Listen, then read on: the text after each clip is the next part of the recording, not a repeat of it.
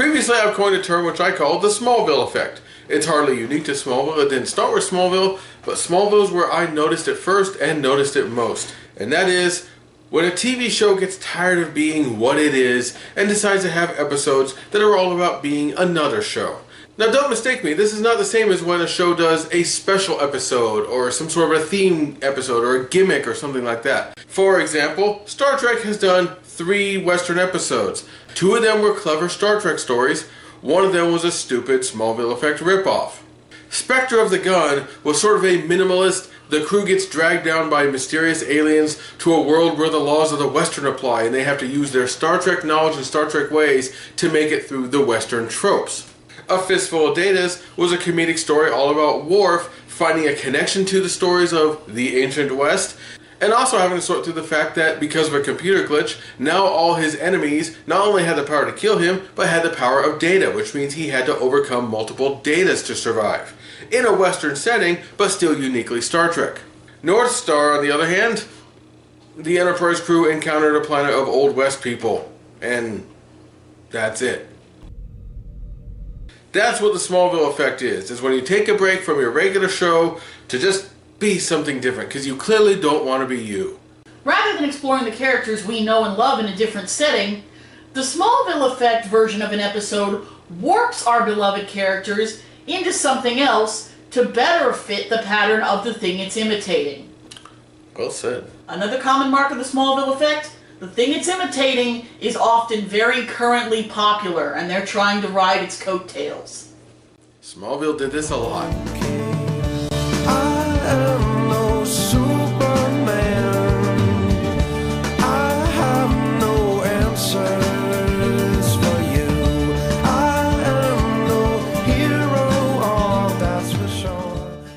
Number 10, Fracture. But really quick before we start, I'm going to let you know, I'm not going to tell you what this is ripping off. See if you can spot what this is ripping off, because we're not going to tell you, but you'll know anyway. Trust us, if you've seen the things these are imitating, you'll recognize it.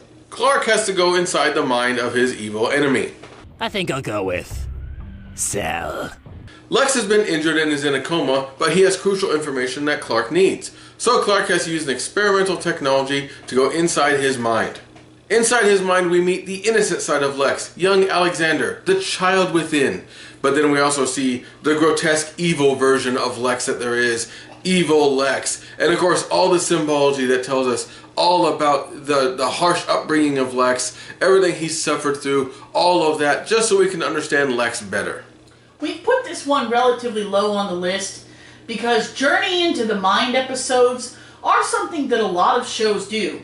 It's just that this particular one ripped off a lot of imagery and a lot of style from a particular Journey into the Mind movie that was popular at the time. Ask me what it means. It's also on the bottom of the list because it's not the worst episode in the world. It's nowhere near the top 10 or anything like that, but there are some insights into Lex that we get for the first time that are interesting.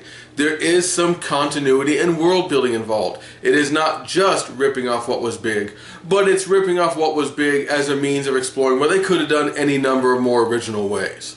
So still, number 10, Fracture. We have to shave him for surgery. No, we don't.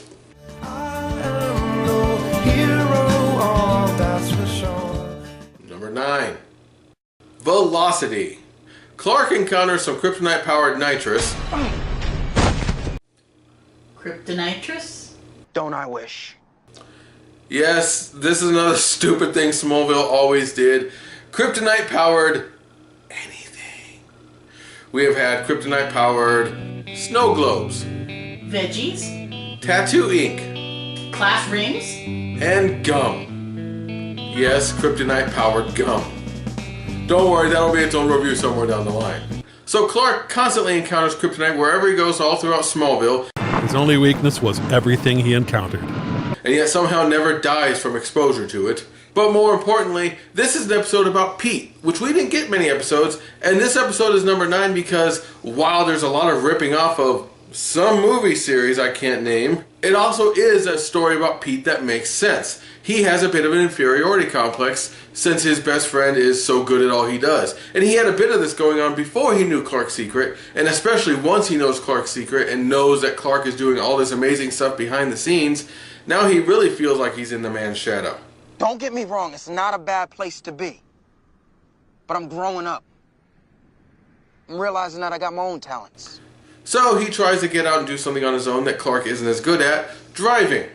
All fine and good, although I still find it hard to believe that there's that much of a thriving underground racing scene in Smallville.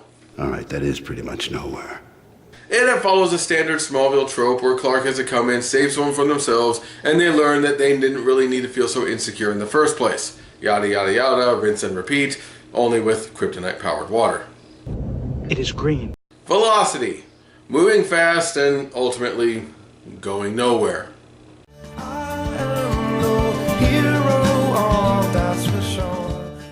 Number 8. Spell.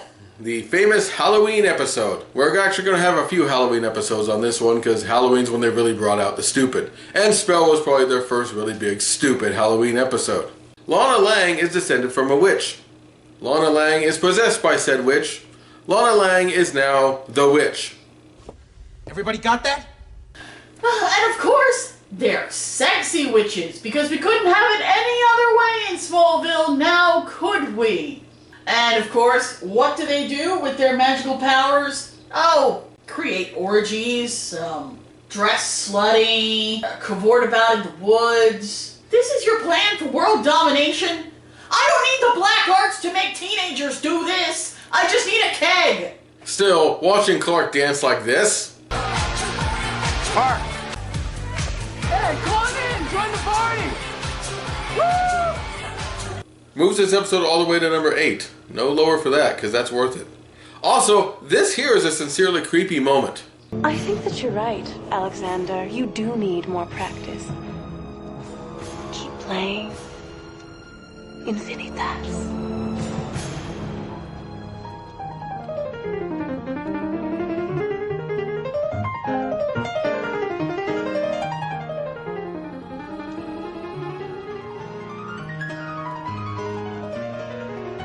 Lex?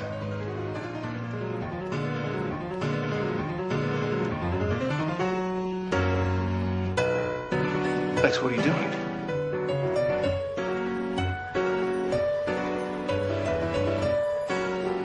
Okay, that's actually nicely spooky without being too weird and in character and unique. Well done.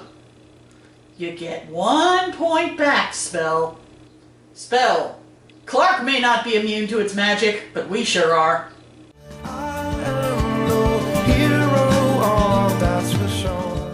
Number 7. Mercy.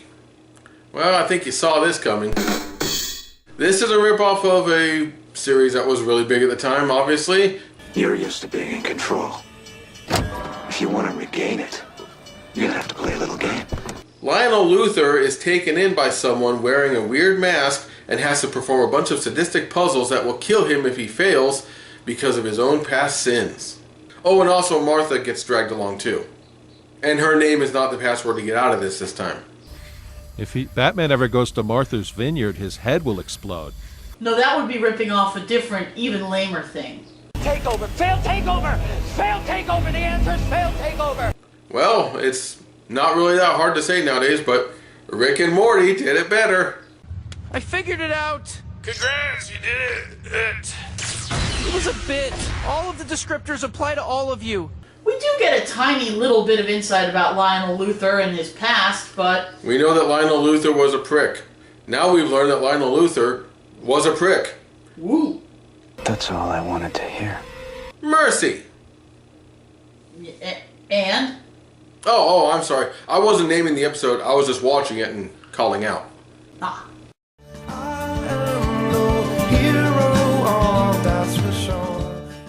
Number 6, Noir. Because there always has to be some character who loves old black and white movies in these shows, isn't there? Even though we haven't seen that Jimmy Olsen's really that into it, I think we're introduced to his love of old black and white detective movies in this episode. If not, it was shortly before this episode. And now we get an entire episode that's nothing but his black and white dream sequence. You don't think that would be just like a giant middle finger to them? Well, hopefully they would have enjoyed the ride. I don't know, man. I think you piss a lot of people off that way.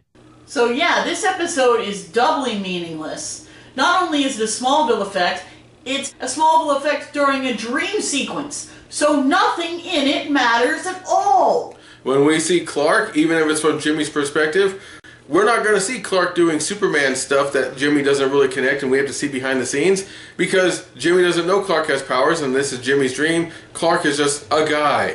And all of this is just Jimmy's version where he implanted different people from his life into the roles in this really lame story. All just because the showrunners wanted to do an old bogey movie.